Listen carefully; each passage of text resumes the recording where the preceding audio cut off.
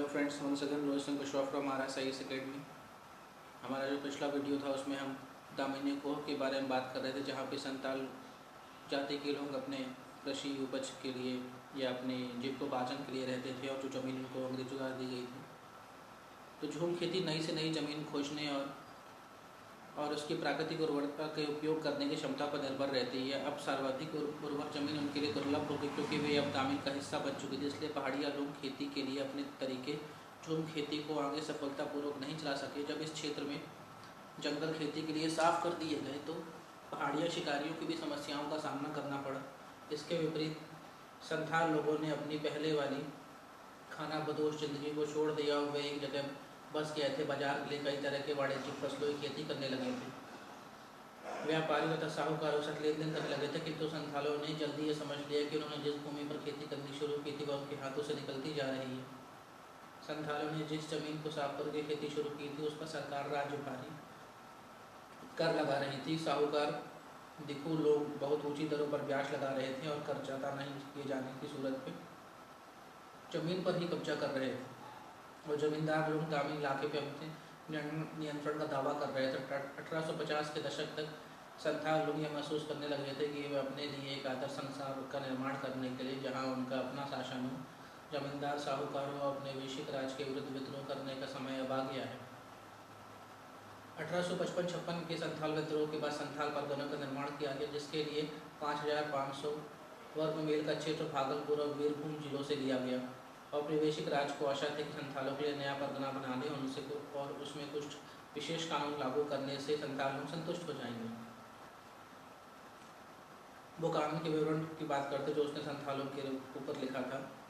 वह British east India company का अधिकारी था, एक कर्मचारी था। उसकी यात्राएं केवल भूत अश्वों के प्यार और अज्ञात की खोज से प्रेरित नहीं थी। वह नक्शा नवीसों, सर्वेक्षकों, पालकी उठाने वाले कुलियों आदि के बड़े दल के साथ सर्वत्र यात्रा करता था। उसकी यात्रा का खर्च ईस्ट इंडिया कंपनी उठाती थी क्योंकि उसे उन सूचनाओं की आवश्यकता थी जो बुकानन प्रत्याशित रूप से इकट्ठी करता था। बुकानन को यह साफ साफ हिदायत दी गई थी कि उसे क्या देखना है, क्या खोजना है और क्या लिखना है। वह जब भी अपने लोगों की फौज के साथ किसी गांव में आता था तो लोग उसे तत्काल सरकार के एजेंट के रूप में ही देखा करते थे। जब कंपनी ने अपनी शक्ति को सुदृढ़ बना लिया और अपने व्यवसाय का विकास कर लिया तो वह उन प्राकृतिक साधनों की खोज में जुट गई जिन पर कब्जा करके वह मनचाहा उपयोग कर सकते थे। उसने परिदृश्यों और राजस्व स्रोतों का सर्वेक्षण किया, खोज यात्राएं आयोजित की और जानकारी इकट्ठा करने के लिए अपने भूविज्ञानियों, भूगोलवेत्ताओं, वनस्पति विज्ञानियों, चिकित्सकों को भेजा।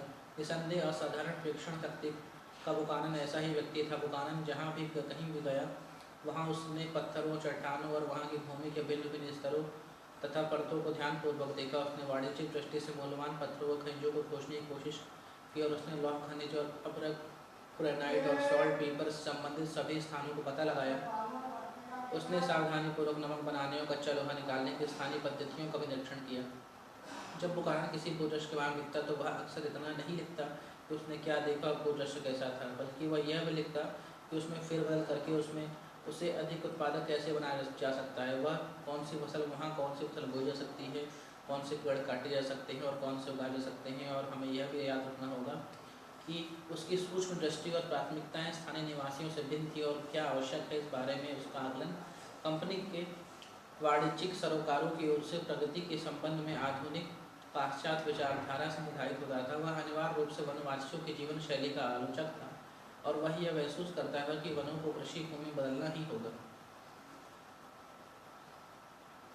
सन 1855 का सैनिक विद्रोह।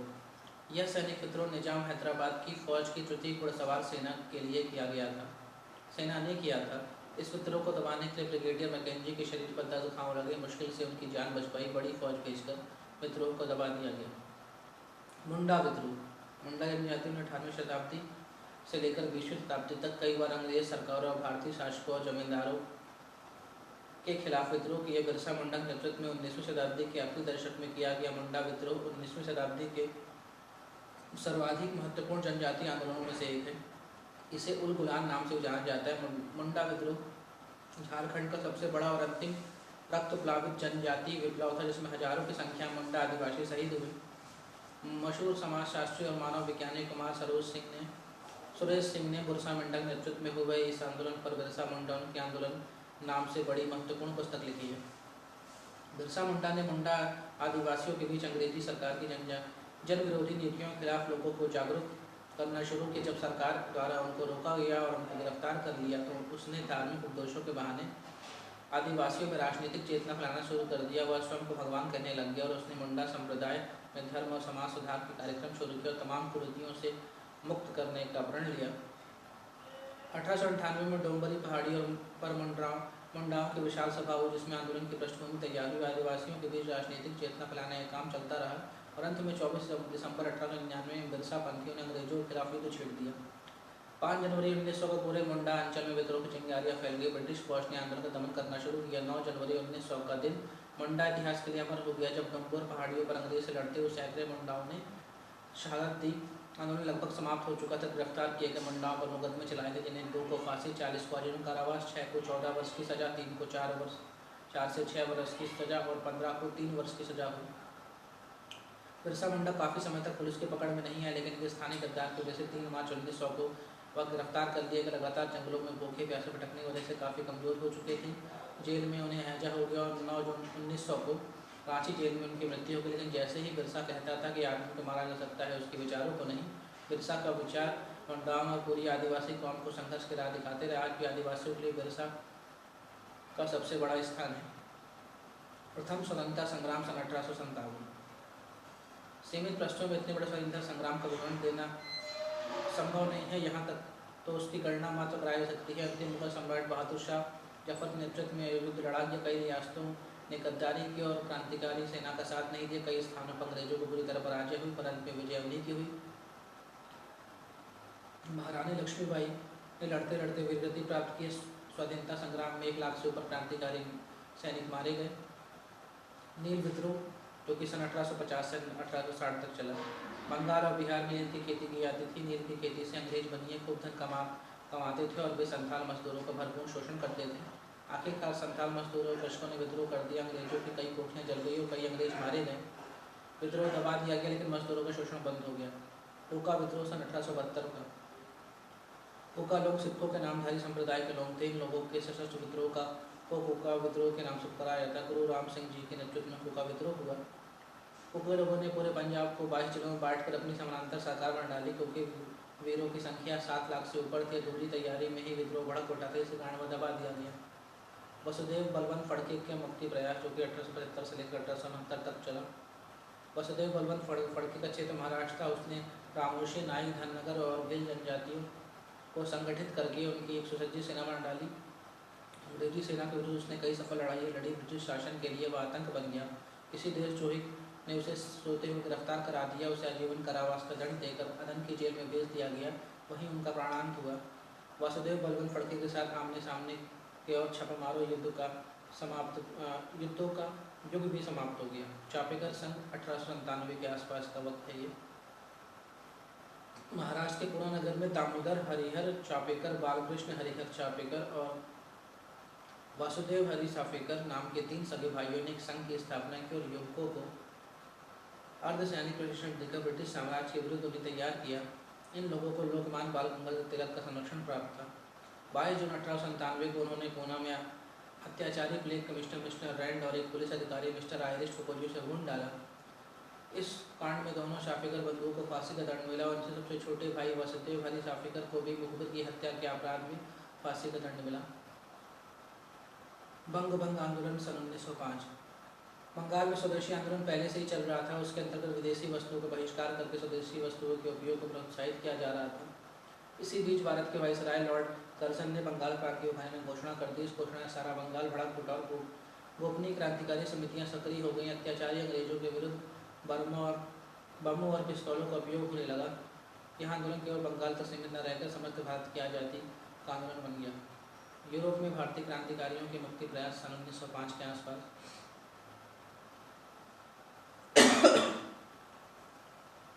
भारत के प्रसिद्ध क्रांतिकारी और संस्कृत के प्रकरण पंडित विद्वान श्यामजी कृष्ण वर्मा ने लंदन में इंडिया हाउस की स्थापना करके उसे भारतीय क्रांतिकारियों का केंद्र बना लिया। उनके सहयोगी थे विनायक दामोदर सावरकर, जो बाद में वीर सावरकर के नाम से प्रसिद्ध हुए। इन्हीं के एक नौजवान साथी मदन लाल धिंगरा ने अत्याचारी अंग्रेज अफसर को लंदन में गोली मारकर फांसी का दंड प्राप्त किया। उस समय लंदन में कई भारतीय क्रांतिकारी सक्रिय थे, जिनमें लाला हरदयाल का नाम प्रमुख है। फ्रांस में भी भारतीय क्रांतिकारी सक्रिय हो उठे। वहाँ मैदान कामा और सरदार सिंह राणा ने अच्छा खासा क्रांतिकारी संगठन खड़ा कर डाला। जर्मनी में भी बर्लिन कमेटी नाम से भारतीय क्रांतिकारियों का एक संगठन कार्य करने लगा। अमेरिका तथा कनाडा में गदर पार्टी। अमेरिका और कनाडा पहुंचने वाले प्रवासी भारतीयों ने सन 1907 में हिंदुस्तान एसोसिएशन नाम की एक संस्था स्थापित की।